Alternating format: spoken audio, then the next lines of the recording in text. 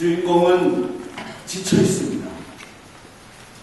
어른들의 위선과 외식을 통해서 상처받았습니다. 그리고 주인공은 그 위선과 외식에 지쳐서 고향으로 돌아갑니다. 근데 그 고향으로 돌아가는 그 순간, 그 고향에 돌아가서 자신의 동생이 회전 목마를 타고 있는 그 모습을 보면서 이 주인공은 힐링을 얻습니다. 치유와 또 회복의 역사가 이 회전 목마에서 일어납니다. 이 회전 목마는 이 주인공에게 어린이들의 순수함을 나타냅니다.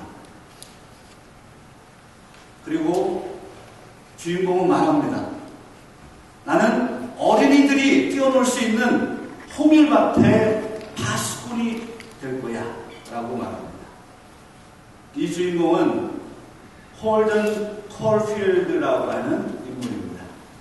1951년 J.D. 셀린저가 The Catcher in the Rye라고 하는 호밀밭의 파수꾼이라고 하는 소설을 썼죠. 이 소설은 우리 아이들도 학교에서 배우는 소설입니다. 사회학 시간에 배우죠. 여러분, 이 호밀밭의 파수꾼에 대한 이야기는 이 홀든 콜필드의 관점, 1인칭 관점으로 시작이 되는데, 이 홀든 콜필드가 16살, 우리 주일학교 우리 학생들 가운데 16살 손으로 봐요. 16살 있어요? 네. 16살 정도 되는 그 아이들 속에서 아주 부자 사립고등학교에서 낙제해서 퇴학당합니다. 그리고 이 홀든은 집으로 돌아가는 그 3일간의 기간을 뉴욕에서 보내면서 자신의 꿈을 찾으려고 합니다. 그러나 그 뉴욕에서 오히려 어른들의 위선을 발견합니다. 어른들의 외식을 발견합니다. 어른들은 더 외식적이고 위선적이라는 것을 깨닫고 실망하고 낙심하고 그리고 고향으로 돌아갑니다. 근데 고향으로 돌아가는 그 순간 바로 회전 목마를 타고 있는 자신의 동생을 바라보며 꿈이 다시 생기기 시작합니다. 나는 The Catcher in the Rye. 호밀밭의 파수꾼이야. I'll be the catcher in the rye. 호밀밭의 파수꾼이 될 거야 라고 합니다. 여러분, 오늘 이 호밀밭의 파수꾼의 소설은 바로 어른들의 위선을 상징하는 거죠. 어른들의 위선, 어른들의 독선, 어른들의 외식. 그러면서 홀든은 다짐합니다. 나는 어린이들이 뛰어놀 수 있는 바로 호밀밭의 파수꾼이 될 거야. 여러분, 이 소설은 당시 1950년대 그리고 1960년대, 1970년대 사회에 굉장히 큰 반향을 일으켰습니다. 왜냐하면 사회의 부조리를 꼬집는 소설이었기 때문입니다. 지금도 문학계에서 호밀밭의 파수꾼이 그렇게 유명하게 거론되고 있습니다. 오늘날 우리가 사는 세상은 어떻습니까? 저와 여러분이 살아가는 이 시대는 위선과 독선, 외식에 빠져있지 않습니까? 저와 여러분은 위선적인 사람들은 아닙니까? 외식에 빠져있지 않습니까? 오늘날 교회는 외식적이고 위선에 빠져있지 않습니까? 오늘 본문 우리가 선택한 바로 갈라디아서 강의 4번째 시간인데, 이 시간에 우리가 읽었던 갈라디아서 2장 11절로 21절에 있는 말씀을 보면 바로 한 인간의 외식과 그리고 한 인간의 바로 순수한 복음에 대한 전쟁과 싸움이 등장합니다. 그 가운데 오늘 본문 갈라디아서 2장 11절부터 14절까지를 한번 먼저 읽기로 원해요. 여러분, 본문을 보면서, 화면을 보면서 우리 한번 큰 소리로 같이 읽기로 원합니다. 함께 읽습니다. 게바가 안디옥에 이르렀을 때에 책망받을 일이 있기로 내가 그를 대면하여 책망하였노라. 야고보에게서 온 어떤 이들이 이르기 전에 게바가 이방인과 함께 먹다가 그들이 오매 그가 할례 자들을 두려워하여 떠나 물러가매 남은 유대인들도 그와 같이 외식함으로 반하고 그들의 외식에 유혹되었느니라. 그러므로 나는 그들이 복음의 진리를 따라 바르게 행하지 아니함을 보고 모든 자 앞에서 게바에게 이르되 내가 유대인으로서 이방인을 따르고 유대인답게 살지 아니하면서 어찌하여 억지로 이방인을 유대인답게 살게 하려느냐 하였노라. 아멘. 우리는 오늘 본문에서 충격적인 장면을 목격하게 됩니다. 게바라고 오늘 본문에 등장하는 이 인물은 아람어로 게바입니다. 근데 헬라어로는 바로 피터입니다. 베드로입니다. 그래서 오늘 특별히 게바라고 한 이 단어에 주목할 필요가 있습니다. 베드로에게 무슨 일이 있었던 것일까요? 베드로는 외식하는 자로 등장합니다.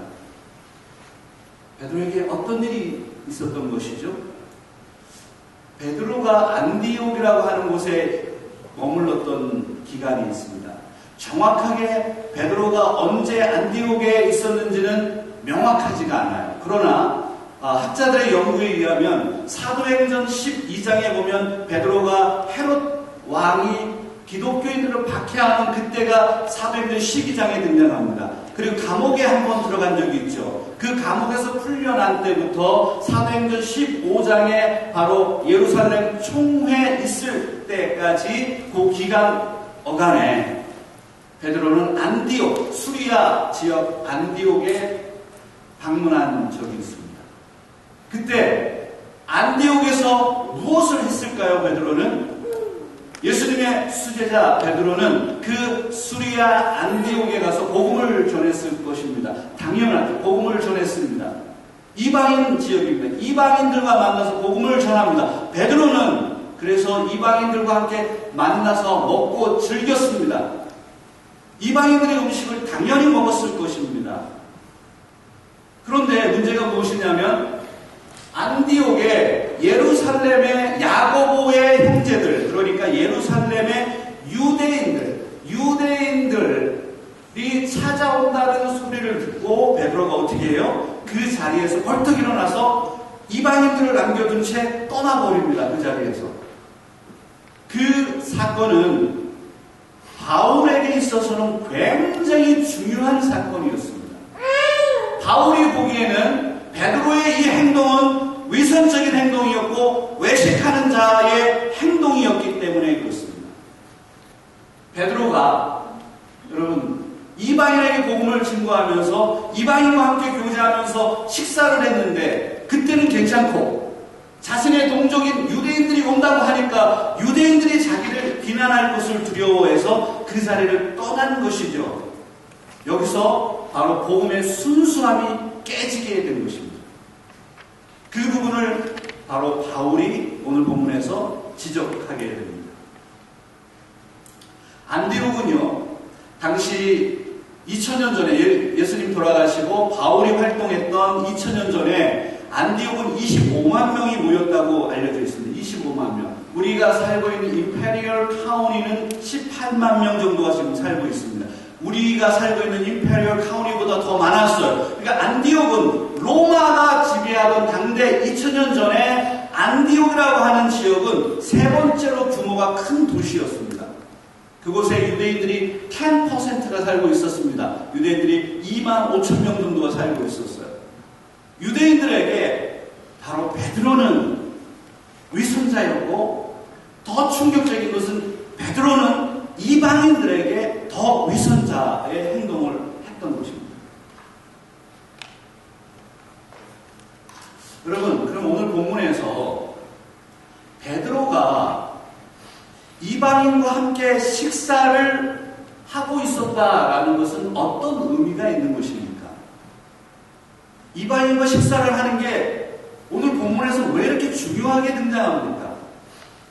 유대인들은요, 유대인과 당시의 젠타일이라고 하는 이방인과의 이 경계가 굉장히 중요했습니다. 유대인들은 자신들만 구원받는다고 생각했잖아요. 그리고 유대인들은 모세의 율법을 지켰고 모세의 음식 규정을 지켰습니다. 그것을 정결법이라고 합니다. 여러분 한번 따라할까요? 정결법. 이것은 유대인들에게 너무나도 중요합니다. 지금 화면에 보여지고 있는 지금 저 코셔라고 하는 코셔 규정. 우리가 이 마트에 가면 여러분들이 코셔 파트가 있죠. 그 유대인들이 먹는 음식입니다. 성경에 근거해서 유대인들이 만들어 놓은 음식 규정, 이걸 코셔 규정이라고 합니다. 돼지고기를 먹을 수 없습니다. 왜냐하면 레위기, 유대인들이 따르고 있었던 성경의 모세오경의 레위기에 보면 11장에 보면 굽은 갈라져 있으면 먹을 수 있지만 돼지는 굽이 갈라져 있습니다. 그러나 되새김질을 하지 못하기 때문에 부정한 음식입니다. 그러나 수리아 안디옥에 있는 이방인들은 돼지고기를 좋아했습니다. 오늘날 저와 여러분들이 삼겹살을 좋아하는 것처럼 말이죠. 그래서 아마도 베드로는 이방인 사람들과 함께 돼지고기를 먹을 수도 있고 생선, 지느러미가 없고 바로 비늘이 없는 생선, 어떤 것이 있을까요? 한번 떠올려 보세요. 비늘이 없는 생선. 태환이 한번 얘기해봐요. 졸업하니까 한번 맞히고 가요. 모르겠어. 그러면 비늘이 없어요. 지느러미가 없는 생선 뭐가 있을까요? 장어. 누가 얘기했습니까? 네, 강민호 선생님. 장어 좋아하시는군요. 네. 장어는 그런 비늘이 없죠. 이런 것들은 유대인은 먹지 않습니다. 왜냐하면 레위기 11장 7절로 9절에 보면 비늘이 없고 지느러미가 없는 생선을 먹을 수 없다. 이것이 바로 유대인들이 코셔의 규정으로, 그리고 유대인들이 지켰던 코셔의 규정 가운데 피체 고기를 먹지 않습니다. 그래서 유대인, 이스라엘 백성들의 전통적인 사람들은 스테이크를 먹기는 하지만 만약에 먹으려면 완전히 피를 다 빼서 먹기 때문에 진짜 맛이 없습니다. 피체 먹지 않는다, 생선을 먹지 않는다, 돼지고기를 먹지 않는다, 이런 규정들이 있습니다. 그것을 어기면 유대인들은 난리 납니다. 그 규정을 유대인들은 계속해서 이방인들에게 강조했습니다. 너희들이 구원을 받으려면 이렇게 살아야 돼 라고 얘기합니다. 그러나 바울은 그렇게 얘기하지 않았어요. 너희들이 구원을 받으려면 예수 그리스도를 믿기만 하면 돼 라는 것이었습니다. 그것이 바로 사실은 베드로도 그 생각이었습니다. 그러나 그의 행동은 아직 완전하지 않았습니다. 그래서 싸움하게 되었고 바울이 베드로를 혼내킵니다. 그런데 이 베드로의 이 행동은, 위선적인 행동은 왜 문제가 됐느냐 하면 그 자리에서 일어났다라는 의미는 무엇이냐면 유대인들에게 이렇게 얘기했을 겁니다. 예수 그리스도를 통해서 구원을 받습니다. 예수 그리스도를 믿으십시오라고 복음을 전했지만 그는 실상 이방인들에게 유대인처럼 살라고 얘기하는 함축이 담겨져 있는 거죠. 떠남으로 인해서. 그것이 바로 굉장한 복음의 위선이었고 외식이었습니다. 그래서 이 본문은 그렇게 중요합니다. 여러분, 오늘 본문 가운데 이제 신학적인 이야기를 좀 하고 좀 넘어가겠습니다. 개혁신학의 주제들이 등장하는데 오늘 본문에 2장 16절에 있는 말씀이 오늘 본문에서 너무나도 중요한 말씀입니다. 개혁신학의 주제는 이신칭이라고 하는 것입니다. 여러분 같이 읽어보겠습니다. 사람이 의롭게 되는 것은 율법의 행위로 말미암음이 아니요 오직 예수 그리스도를 믿음으로 말미암는 줄 알므로 우리도 그리스도 예수를 믿나니 이는 우리가 율법의 행위로서가 아니고 그리스도를 믿음으로써 의롭다함을 얻으려 함이라. 율법의 행위로서는 의롭다함을 얻을 육체가 없느니라. 할렐루야. 성경 갈라디아서에서 가장 중요한 구절은, 핵심적인 구절은 바로 갈라디아서 2장 16절에 있는 말씀입니다. 이 말씀. 바울이 선포한, 바울이 순수하게 지켜내려고 노력했던 그 복음은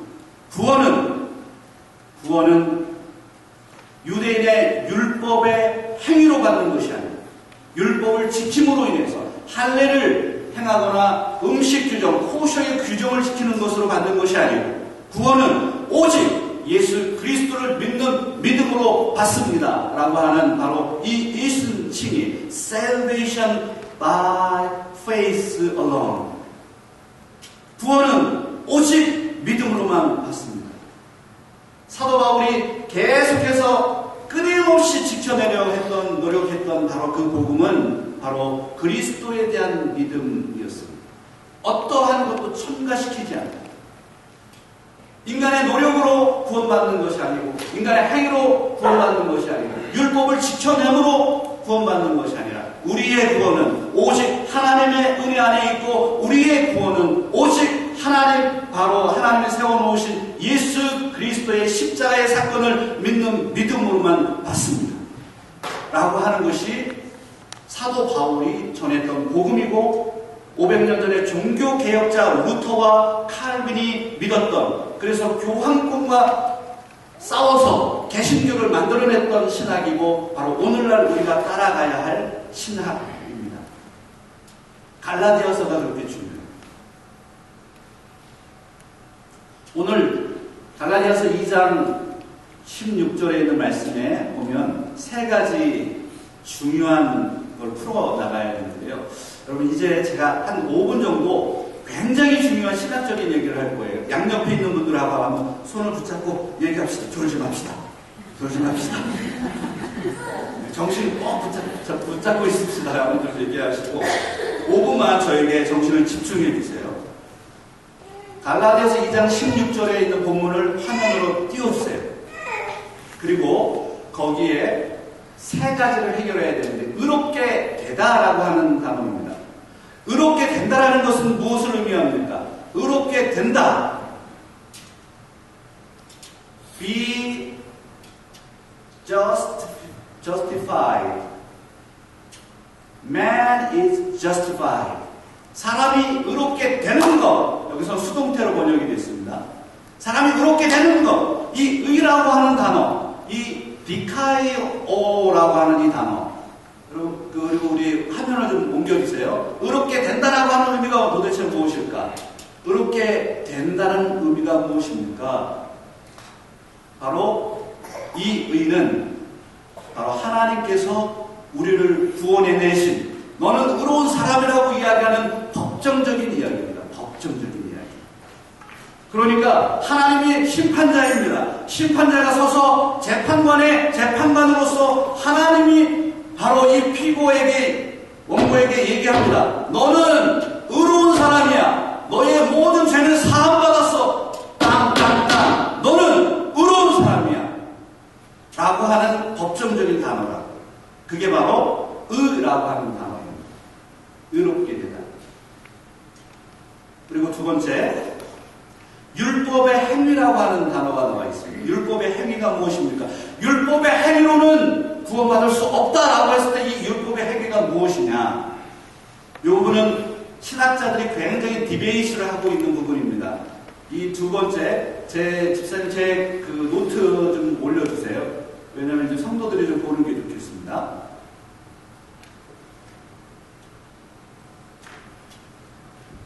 의롭게 되다, 그 다음에 율법의 행위라고 하는 거 있죠. 율법의 행위. 율법의 행위라고 하는 것이 두 가지 의미가 있습니다. 해석에 두 가지 의미가 있는데, 하나는 무엇이냐면 율법을 지키는 그 행위를 의미한다. 이게 개혁주의 신학의 전통적인 해석입니다. 반면에 하나는 무엇이냐면 이 율법의 행위라고 하는 것이 바로 오늘날 이 전통적인 신학을 깨부수려고 하는 자유주의 신학의 근거가 되는 바로 바울의 새 관점이라고 하는 그런 학자들의 견해입니다. 한번 따라하겠습니다. 바울의 새로운 관점. 바울의 새로운 관점은 학문적인 이야기입니다. 그러나 여러분들이 이 이야기를 제가 몇 번 사용할 겁니다. 굉장히 중요해요. 지금 신학교에서 학자들이 지금 섭외하고 있어요. 전통적인 바로 이신칭의의 개념을 바로 흐트러 놓고 이제 어떤 이야기를 하느냐 하면 이것은 율법을 지키는 행위가 아니라 바로 유대인들이 이방인을 배타적으로 취하는 그런 태도를 의미하는 것입니다라고 해석하기 시작했어요. 바울의 이신칭의의 전통적인 그 개념을 깨부수기 시작하는 겁니다. 그래서 어떤 이야기를 하는 거냐면 개혁신학의 핵심은 무엇이냐면 오직 예수 그리스도의 은혜로 예수 그리스도의 십자가 사건을 믿음으로 구원받습니다입니다. 이게 바울이 전한 복음입니다. 그러나 오늘날 자유주의 신학자들이 어떤 행위를 지금 하고 있느냐 하면 바로 이 전통적인 생각들을 깨부시기 시작하고 바로 인간의 율법과 인간의 공로와 인간의 행위로 구원을 받을 수 있습니다라는 것을 설명하기 위해서 이것을 다르게 해석하기 시작했습니다. 이것을 바울의 새로운 관점, Paul on the new perspectives라고 합니다. The new perspectives on Paul. 바울의 새로운 관점이라고 하는 학문적인 단어입니다. 이것은 학자들과 우리 목회자들에게 굉장히 중요한 도전입니다. 오늘은 여기까지만 또 할게요. 다음에 제가 또 설명을 좀 드리겠습니다. 그리고 세 번째, 예수 그리스도의 믿음이라고 하는 것이 있습니다. 예수 그리스도의 믿음. 예수 그리스도의 믿음, 예수 그리스도를 믿는 믿음으로 구원받는다라고 했을 때 예수 그리스도의 믿음은 도대체 무엇이냐? 이것은 두 가지로 해석이 되는데 예수 그리스도의 신실하심이냐 아니면 예수 그리스도에 대한 믿음이냐. 전통적인 개혁주의 신학에서는 예수 그리스도에 대한 믿음입니다. 우리는 예수 그리스도를 믿음으로 구원받습니다. 그런데 이 전통적인 이신칭의를 깨부수려고 하는 바로 자유주의 신학자들은 이것을 그리스도의 신실하심, 하나님의 신실하심으로 해석하기 시작했습니다. 자, 이제 정리하죠. 여러분들 지금 제가 이야기하는 건 다 이해 못하셔도 괜찮습니다. 그러나 지금 신학교, 미국에 있는 그리고 영국에 있는 한국에 있는 신학교에서 굉장한 싸움이 무엇이냐면 바울의 이신칭의 사상입니다. 바울의 이신칭의 사상이 좀먹고 있고 바울의 이신칭의 사상이 무너지고 있습니다. 그래서 무엇을 가르치느냐 하면 신학교에서 학자들이 우리의 구원은 우리의 공로로, 우리의 구원은 우리의 노력으로, 우리의 구원은 율법의 행함으로 구원을 받는다라는 사상을 첨가시키기 시작했습니다. 그러나 바울은 그것을 선포하지 않았습니다. 개혁주의 신학은 그것을 거부합니다. 그것이 왜 그러냐면 바로 성경에서 그렇게 이야기하기 때문입니다. 오늘 본문에 갈라디아서 2장 16절에 있는 말씀에 보면 갈라디아서 2장 16절에 말씀하자면 우리의 구원은 행위로 율법의 행위로 말미암음이 아니고 예수 그리스도를 믿는 믿음으로 받습니다. 여러분 할렐루야. 아멘. 아멘입니까? 여러분 아멘 크게 한번 하세요. 할렐루야. 아멘. 흔들리지 마세요. 우리는 내 노력으로 내가 지식을 쌓아서 내가 불교에서 1000배, 1800배, 3000배 하듯이 내가 노력해서 구원받는 게 아닙니다. 기독교의 구원은 오직 하나님의 은혜에 있고 바로 하나님의 은혜인 예수 그리스도의 십자가 사건 속에 있습니다. 그것을 믿는 믿음으로만 우리가 구원을 받습니다. 여러분 잘하셨습니다. 이제 이 신학적인 어려운 이야기를 이렇게 간단하게 설명할 수 있다는 것은 제가 대단하다는 사실을 꼭 기억해 주시기 바랍니다. 영광입니다. 오늘 본문이 그러면 나와 무슨 연관이 있는가? 이 본문이 나와 무슨 연관이 있는가? 나의 복음은 순수한가 하는 거예요. 나의 복음은 순수한가? 나의 복음에 다른 것이 들어가 있는 거 아니에요? 다른 것이 접목되어 있지 않았습니까? 나의 복음에 다른 복음이 추가되어 있지 않습니까? 예수 그리스도에 대한 믿음 말고 나의 노력과 내 봉사와 내 열심으로 구원을 받을 수 있다라고 나의 복음은 순수한 복음입니까? 아니면은 내가 만들어 놓은 나의 복음입니까? 그래서 오늘 이 본문을 통해서 여러분 한 가지 적용점을 나누려고 해요. 그 적용점은 무엇이냐면 복음을 위태롭게 하지 말라라고 하는 것입니다. 여러분 같이 한번 따라하기 원합니다. 복음을 위태롭게 하지 말라. 복음을 위태롭게 하지 말라. 오늘 본문 19절에 있는 말씀인데요. 여러분 성경을 가지고 계신 분들은 한번 읽어보기 원합니다. 내가 율법으로 말미암아 율법에 대하여 죽었나니 이는 하나님에 대하여 살려 함이라. 여러분 먼저 복음을 위태롭게 하지 않기 위해서는 바로 율법에 대해서 죽어야만 됩니다. 내가 죽어야 됩니다. 그리스도의 복음은, 바울이 전한 복음은, 예수 그리스도의 십자가 사건의 의미는 바로 내가 살아 있어서는 안 됩니다. 내가 죽어야 됩니다. 율법에 대해서 죽어야만 그리스도에 대해서 살게 됩니다. 내가 죽지 않으면 안 됩니다. 여러분 한번 같이 따라하기 원합니다. 내가 죽어야 산다. 제가 우리 교회에 부임해서 지금 여러 가지 거의 이제 한 달이 되어가고 정착을 많이 했습니다. 그런데 아직 해결해야 될 여러 가지가 남았는데요. 그 가운데 하나가 이제 운전면허입니다. 제가 콜로라도에 있었기 때문에 이제 캘리포니아로 다시 옮겨야 되는데, 원래 제가 캘리포니아에 살았기 때문에 예전에 운전면허가 있었습니다. 근데 여기 다시 오니까 갱신을 하라고 하더라고요. 그래서 DMV를 갔는데요. 너무 당황스러운 거예요. 막 서류를 준비를 해서 갔는데, 문제로 서류는 아무튼 다 준비를 해서 갔어요. 그런데 문제는 시험을 보라는 거예요. 필기 시험을 보라는 거예요. 너무 당황스러워가지고, 무슨 필기 시험을 보냐 그랬더니, 여기는 다 필기 시험을 갱신할 때 봐야 된다. 그래서 너 저기 가서 보든지 공부해서 와라 이렇게 얘기하는 거예요. 그래서 제가 또 자존심이 있죠. 그래서 그냥 보겠다고 이 자리에서. 저는 잘 볼 줄 알았어요. 그런데 웬걸요, 교통표지판은 잘 붙었는데, 아니 주법에서 딱 떨어진 거 아닙니까? 얼마나 어렵든지, 무슨 뭐 알코올 농도가 얼마고 뭐 별의별 거 다 나오는데, 아무리 생각해도 떨어져가지고 충격이 이만저만이 아니에요. 아니 제가 무슨 시험을 떨어진 게 굉장히 오래간만이에요. 그래서 이게 두 번째 보고, 근데 세 번 떨어지면 또 400불 내고 또 다시, 40불 내고 다시 봐야 된다, 이래가지고, 저희 집사람이 당장 공부해가지고 나가는 치는 거예요. 그래서, 짜증이 나고, 화도 나고, 나한테, 이거 내가 왜 이걸 틀리나. 그래서 더 보려고 하다가, 제가 또 떨어지면 안 된다. 그래서 다시 와서 지금 열심히 공부하고 있는데, 근데 문제는 저는 DMV가 싫습니다.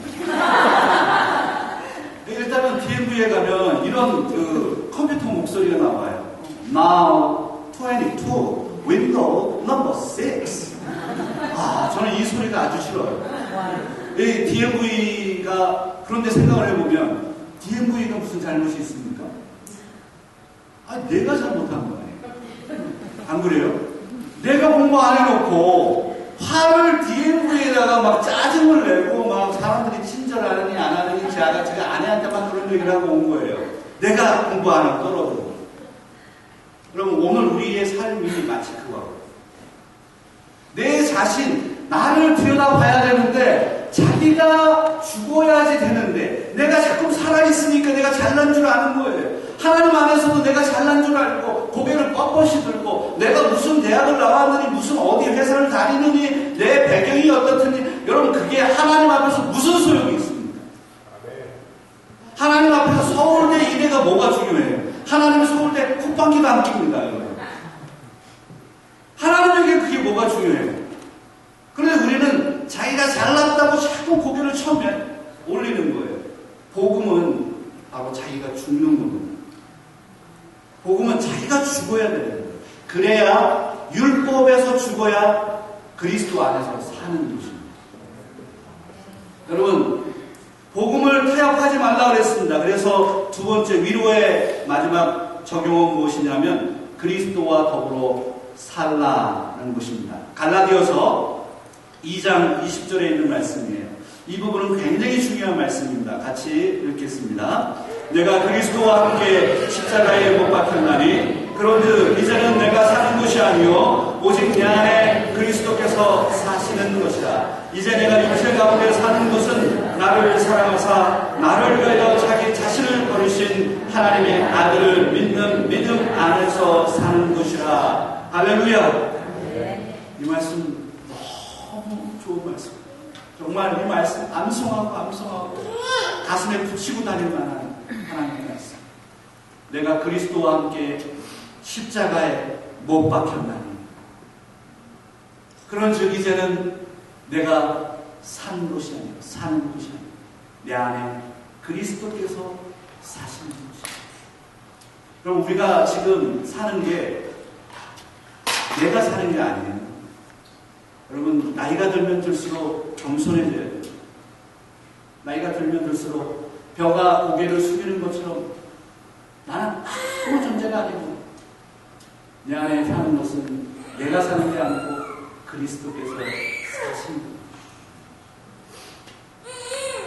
내 안에 누가 산다고요? 그리스도가 사는 것.